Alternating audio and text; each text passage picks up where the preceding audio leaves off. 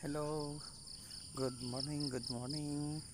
Ito guys, nandito ako ngayon sa aking mga taniman at binibisita. So, ito ngayon guys, ganito ngayon kalalaki na yung aking sitaw. So, ayun guys na napakabusisi. Minsan guys dahil marami tayong kailangang gawin. So, ayun guys, ayan. So, ganyan na sila ngayon ka katataas at na-pruning ko na rin guys. Ayan guys.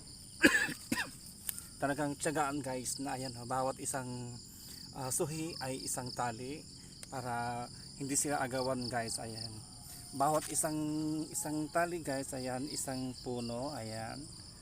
Ayan. So ganyan guys. Ayan. So sinasanay ko na sila guys na naglalagay ako ng mga akyatan nila. So tiyagaan guys, so ganito expenses din dahil kailangan tayong bumili ng mga panaling ganito, pamposte. So ayun guys, ayan. So ganyan na sila ngayon guys. Tiyagaan lang na talagang bigyan mo sila ng oras na sanayin na iakyat. Ayan, ayan guys. So sa ganito guys na ayan. So tulad nito guys, ayan, pinununin ko siya guys, ayan. Pinutol ko yung pinakadulo para ma-stop na yung kanyang paghaba para ang kanyang bubuhayin guys ay itong mga suhi. So ayun guys, ayan. So mag-start na siyang magbunga, pruning.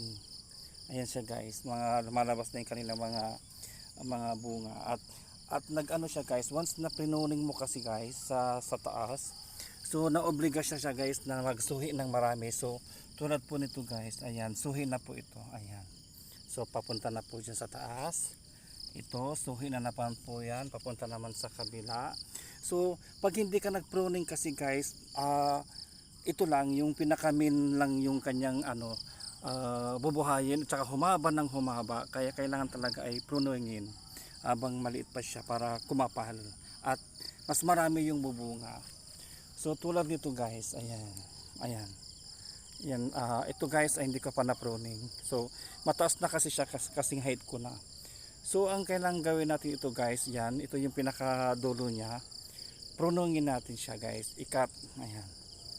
Dito natin siya kasi ito yung bubungahan niya. So ikat ko na siya guys, ayan. Ayan. Pruning, ayan. So pinutol ko na to guys para magsuhi na naman siya ng mas marami ang ipapalit, mas marami.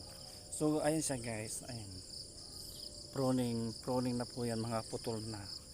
Ayan, tingnan nyo naman guys, ang ganda kasing tignan na sila ay nahari-harila. Ayan, hari-harila sila guys. Ayan, ayan, hari-harila sila, mga pruning na po ito guys. Ayan, mga pruning na. Ayan. Ayan. Ito guys. Ito pruning na po ito. Ayan, lumalabas na ngayon yung bulaklak. Tapos nagpanibago siya na suhi. Ayan, ito na naman. So yun ang kagandahan pag pruning mo ay doble. Mag-expand siya. Mas marami yung bubunga kaysa yung dire-diretso lang. Mahaba na pahaba. Kaya pag may mga tanim kayo, i-pruning nyo siya. So ayan guys, ayan. So maraming salamat guys sa inyong panonood ng mga videos. Thank you so much. Bye.